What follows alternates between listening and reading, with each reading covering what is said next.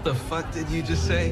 The way we teach science is you're just some empty vessel and we pour the science into you and then you regurgitate it on an exam. Right. Because Earth, we know it spins once a day, yes? Off to a great start. So you spin, when you spin pizza dough, it kind of flattens out. Yeah. Gets wider in the middle. And so Earth, throughout its life, even when it formed, it was spinning. And it got a little wider at the equator than it does at the pole. Not only that, it's slightly wider below the equator than above the equator. A little chubbier. Yeah. Chubby's a good way. It's like pear-shaped. Yeah. So it turns out the pear-shapedness is bigger than the height of Mount Everest above sea level. Well, let me just so you understand. We've been fed a lie our entire, I want to call it a lie.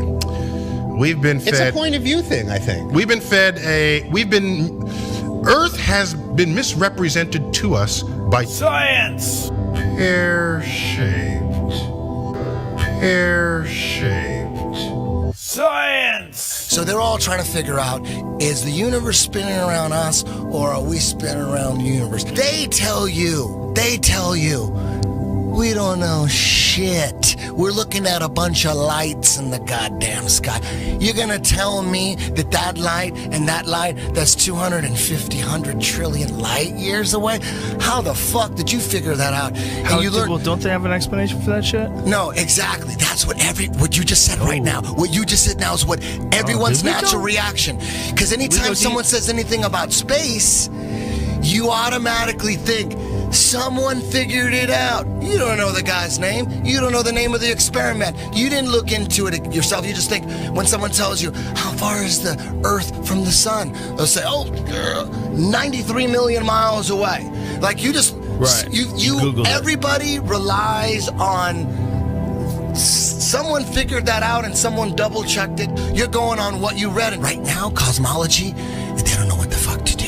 You know what they found out? The cosmic microwave background shows that all the galaxies are on shelves lined up to us. That we're at the fucking center. They don't know what to think about. There's a lot of controversy going on about it. Well, you should see the stars do all sorts of strange motions, but you don't.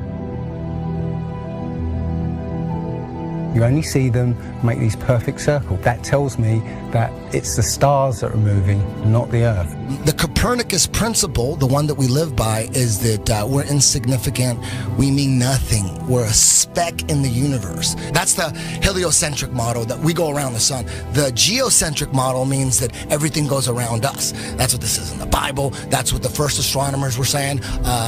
Ptolemy was the first one to say, yeah, we are the center. You can tell based on these observations, everything's revolving around us. Earth is the center of the universe, and we stand still, and the universe spins around us. You know what? They've lied so much. NASA's lied so goddamn much that I don't believe shit I see. They've got that satellite image of that frozen moon. What's that frozen moon? Oh, let me see if that's CGI. Find that They got a picture of a frozen fucking moon? I guarantee you it's CGI. No way they could take a picture. The heliocentric model is in trouble.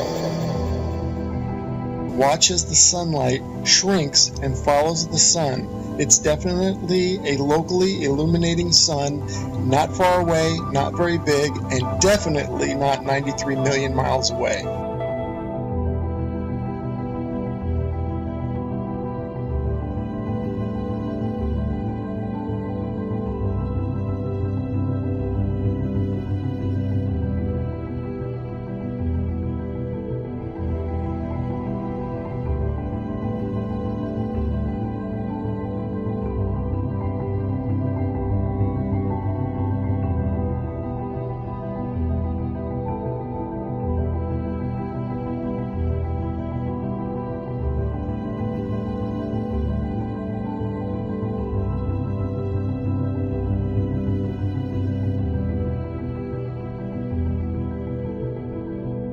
There's a place in Bolivia called Salar del Uyuni, which is a salt flat.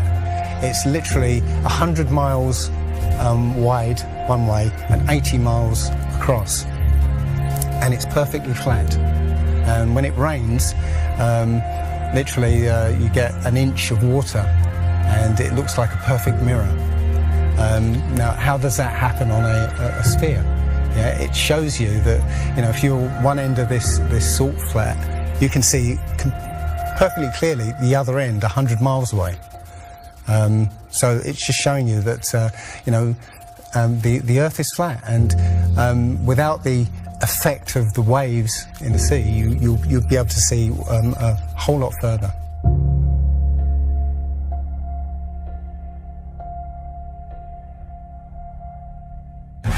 Took a picture across the Great Lakes from Michigan and was able to see, I believe it's Chicago, which he shouldn't have been able to see. And the television station basically said it was a mirage. I found this photo, Grandmere State Park. This is from Joshua Nowicki, and what you're seeing here is a mirage. We typically would not be able to see this from the Lake Michigan shore. We talked about this last night.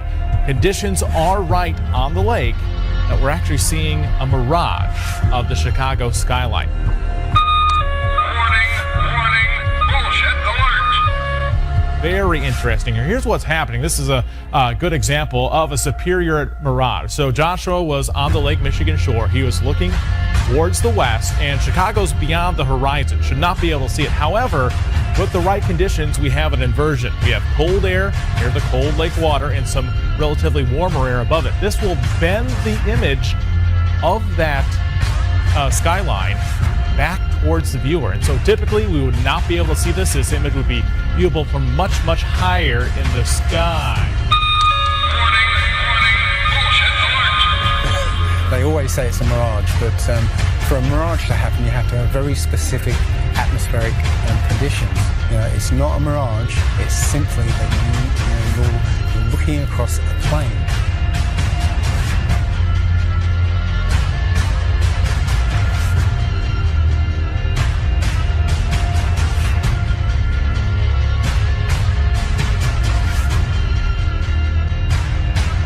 Now, how come in all these ball pictures, man, you can see all the continents pretty much, and there's just a little bit of clouds here and there. Man, it's like some of these pictures, like there's some where they show the Earth at night and you can see all the lights and stuff. It's like, you're telling me the entire continent didn't have clouds?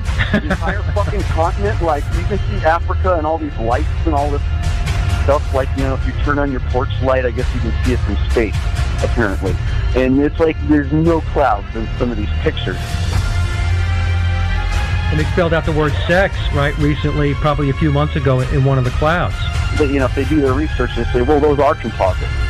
And I said, well, how come they copy and paste the clouds on some of these? And they use the same cloud form. Like, if you're going to make a composite, but you shouldn't be copying and pasting clouds. That means you're adding stuff that's not real.